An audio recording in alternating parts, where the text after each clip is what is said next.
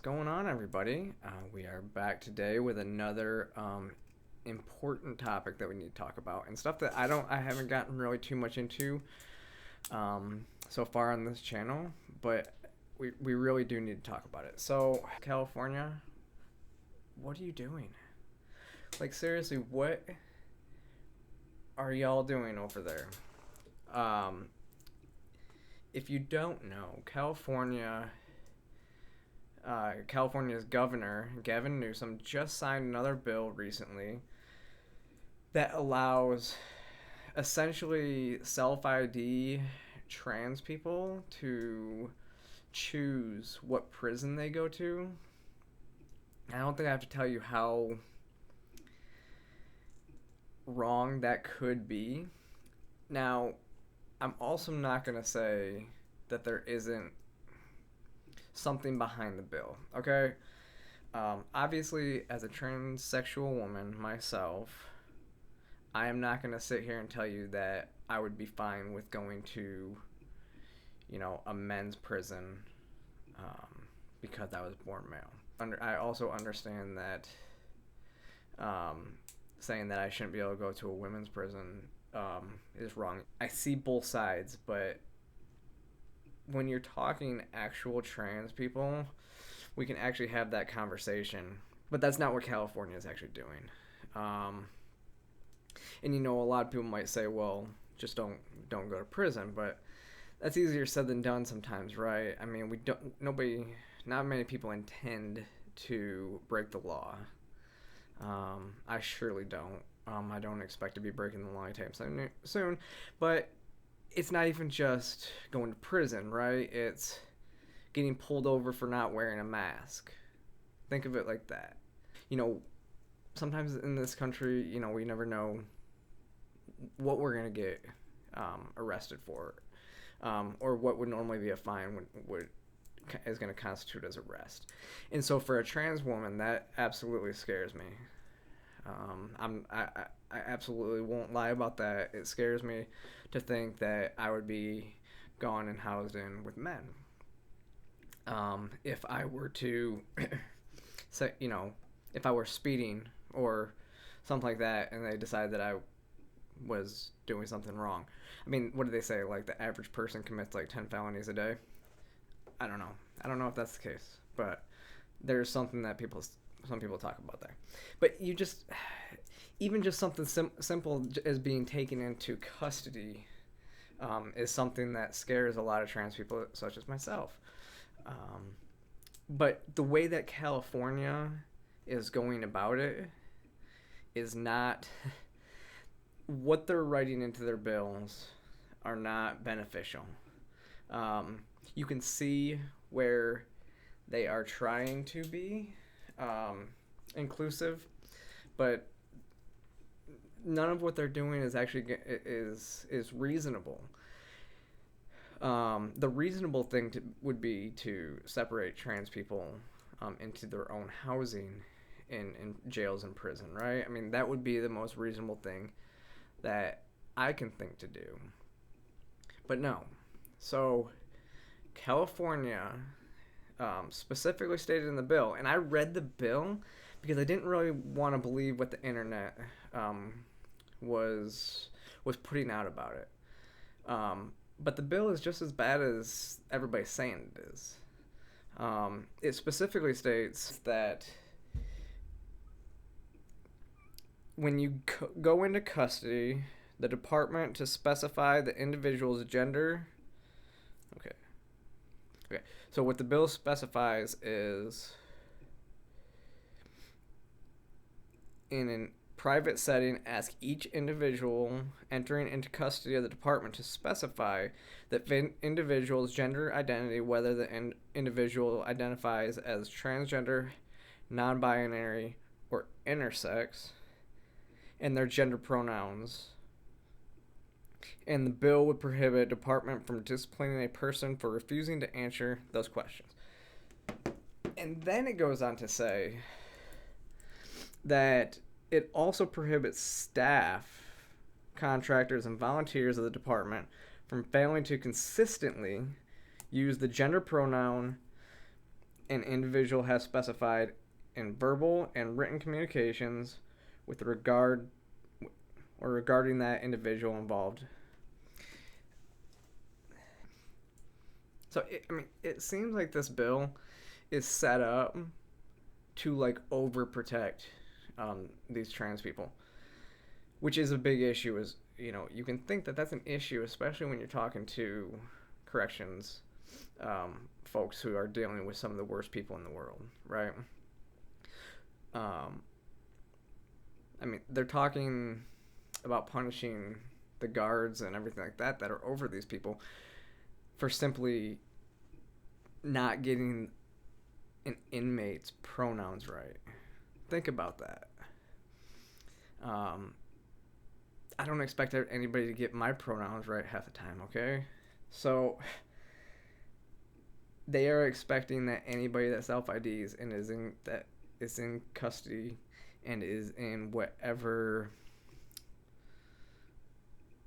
prison that they identify as, male or female, they expect the guards to consistently refer to them as female or male, depending on what their pronouns are, or they them. So you got to think about that too, or they them, or whatever else other pronouns are out there. Now, again, certain respect has to be given. So that's not as big of an issue as some of the other implications of this bill. So,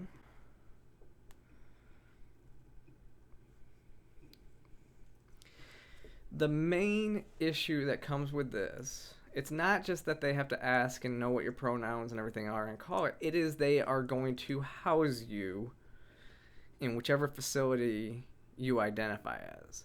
So that is where we get into what is called SelfID trans.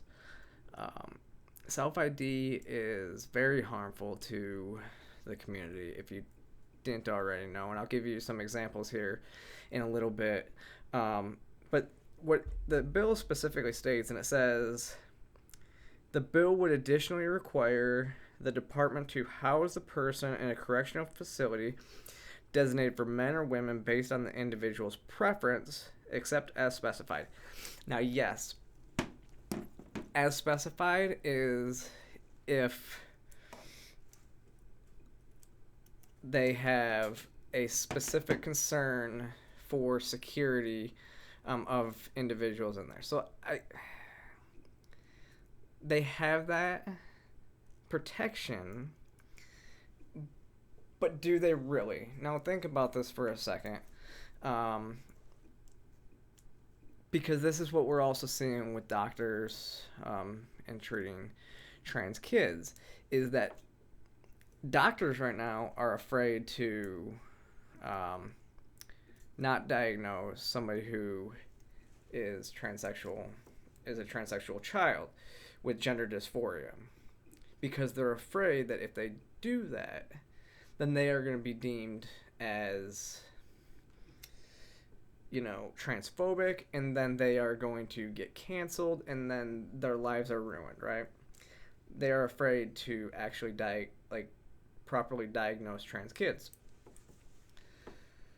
or non-trans kids as not trans, because there is obviously a huge difference when you're talking trans kids, and we really need to work on help them, but we also need to not enable some of the trending that's going on right now. Same here. We are talking about a situation where the people in these prisons are not going to stop a transgender person from coming into that prison. They're not going to say, no, you have to go back to the men's prison.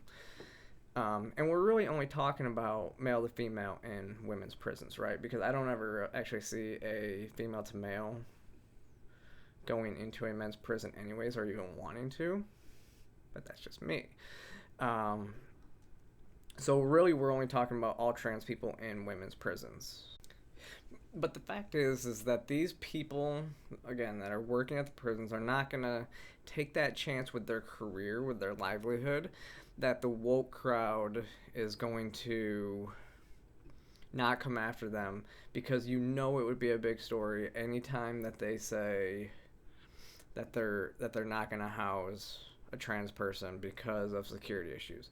It's just, it's very unlikely to me that that's going to happen, especially in California, right?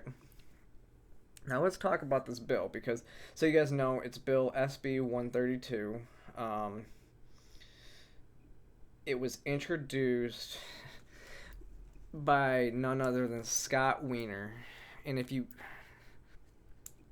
he's the same person, same state senator that introduced what people called the pro-pedophilia bill, the one that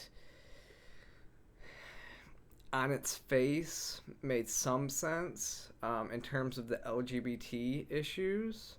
Like, yeah, if somebody's dating somebody that's, somebody under 18, or yeah, under 18 is dating somebody that's over 18 and they're the same sex, it shouldn't make a difference that they're the same sex and or they're the opposite sex, which California's law was before that. Same sex would have to register on the sex offender list. Opposite sex would not. But where it's obviously pro-pedophilia is that there's this 10-year age gap that they used, to where so a 20-year-old that has sex with a 10-year-old doesn't have to register as a sex offender, as long as the parties are consenting, except for a 10-year-old can't consent. That's just asinine. So absolutely, that is and even still, it's like 24 and 14. I think the age of consent is 16 in California. I don't know. But that's the bill that he introduced. And if you want, Blair White mentioned that video a little bit, when she talked about the Cuties movie. So, and I believe there's also a few other videos on that. So, I'm not going to get too much into that unless you guys want me to go down in that road in a later video. But the the issue at hand now is this new bill. And with the new bill, we know there's already been cases of people using the system to get into the women's prisons, because, I mean, in Illinois, for example, this has been the law. There's a few states, few other states other than California, that this is also the law. In last year in Illinois, there was a case, and lawsuit came by an inmate in February of this year, because that female inmate was raped by a transgender person, and the prison actually tried to cover it up. So that's one instance. They don't want that bad publicity either, so you're just inviting stuff like that. Two, if you did not watch Rose of Dawn's video that came out yesterday, at least when I'm filming this, it came out yesterday. She highlighted probably the worst case of SelfID that I think we've ever seen. She was talking about Barbie Kardashian. I had not heard of this person until I watched the video, so it was a good video. And then there was a spot where she mentioned Karen White, and I haven't dove too deep into the Karen White situation either, but the Barbie Kardashian situation, just kind of a rundown, because Rose does a great job in explaining how awful this was, is they, as I'm going to go with the same pronouns that Rose did as well. So they were denied the diagnosis of gender dysphoria by the Irish system.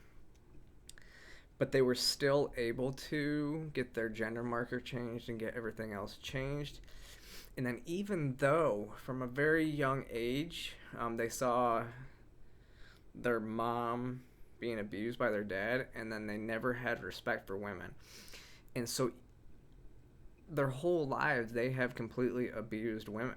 Like, they've been charged with assaults, they've been charged with sexual, I mean, craziest things. Watch her video, because she goes into great details about everything. But then she was housed in a female prison. I mean, she was not only she was very a deranged person, and she goes and she's housed in the female prison where she's been known to only assault women. It doesn't make sense. I mean, she's the type of person that should be in a cell by themselves. Which, going back to the California bill, really caught me off guard too. So they are also going to give, if you are trans, they are going to give you either, if they can't accommodate you, they are going to give you your own cell. Okay, think about that. They are going to give you special treatment if you're transgender. If you want, or if they can, they are going to give you a choice of who should be your cell. I mean, so come on.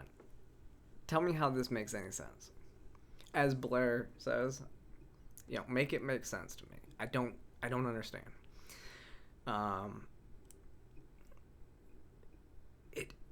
There is, again, it seems like they're bills that Representative Weiner is putting out there, like, on their face, they look like they're trying to help people. But in reality, like, in the details, they're even worse than what they look like. I want to give people the benefit of the doubt. They're not just going to work trying to make, pro pedophilia or pro, like, raping women bills. They're not. They think they're doing something good, but they're not. Like, there are so many other ways to skin this cat, right? We need to start looking at those. Like, we need to look at some of the nuances. I mean, Representative Weiner said he doesn't expect the exception to be used that often, which is kind of proof, like what I said. Like, he's going to be pushing so it doesn't get used. He said it's a false narrative, that trans people are these predators. Well, I agree. Absolutely. Okay. Actual trans people are not predators. Very rarely do you see, like, people with, actual transsexual people, committing these acts. Most of us just want to be left alone. And, I mean, I do a lot of stuff that a lot of the gender critical people don't like too, But I seriously just want to live my life. And I've been accepted pretty much everywhere I've gone. I mean, I use the restroom. And at the gym, I use the women's locker room because that's the policy that's there. And I get in, get out of the locker room. But, trans women are, trans people are not predators. But there are people that abuse that system, right? So there has to be strict guidelines. Because we know as well that, trans women get violently assaulted a lot in men's prisons. There's no way that we should be in men's prisons either. But just self-ID, like, if you are not on hormones, fully functioning man, you should be in the men's prison. I mean, it's as simple as that. I mean, that should be the cutoff. It shouldn't have anything to do with what your ID is. It's kind of like the thing we had. What was it in Utah? Again, Blair made a video about this one a few months ago, or yeah, quite a while ago, where they were letting somebody out of prison because their hormones were in female levels. Like, that's gonna change their mentality. Like, you see, I can reasonably look at this stuff and see, again, this bill in this new bill in California, again, it's trying to protect people like me, but it sets up for people like Barbie Kardashian to exploit, or any rapist on the street to exploit in California. If they are specifically asking, like, oh yeah, what do you identify as? And they're going to be like, oh yeah, female. California's going to have an influx of people identifying as female. You guys know that, right? Like, it's not transsexual people that are going to, like, identify. They will. And that should be obvious, who actually identifies as female. But everybody's going to. Like, every single person. It's gonna backfire so much that every single person that goes into intake says that they're female. Guaranteed. Once they start really, really enforcing that, that's what's gonna happen. And it's not gonna help anybody. So it's gonna hurt trans people. That's actually a good segue. All this stuff does is hurt actual trans people. It doesn't help us. All it does is make people not like us. Like, it makes people think that we just want to get into women's spaces, and that's the exact opposite. I'm trying to assimilate into life, okay? As best as I can. So when you prop these bills up like this, there's better solutions. Like I said, I would rather see anybody who is not on testosterone or not on HRT, not on blockers of any kind. If you're not diagnosed, I'm not a big worry about the diagnosis of gender dysphoria, simply because I think anybody can transition as an adult without the gatekeeping. If you're over 18, you can take whatever drugs you want, but and should be able to get whatever surgeries you want. But again, if you're not taking those medications, and you could even go as far as say if you've had the surgery or not. But I would stop at. I would say is if you're taking those medications, then you can probably be housed in an all transgender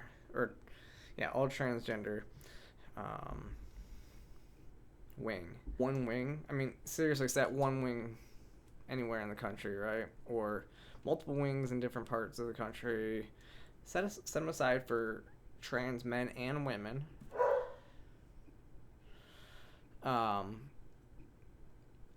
Because those two are pretty even, and they should be able to coincide together.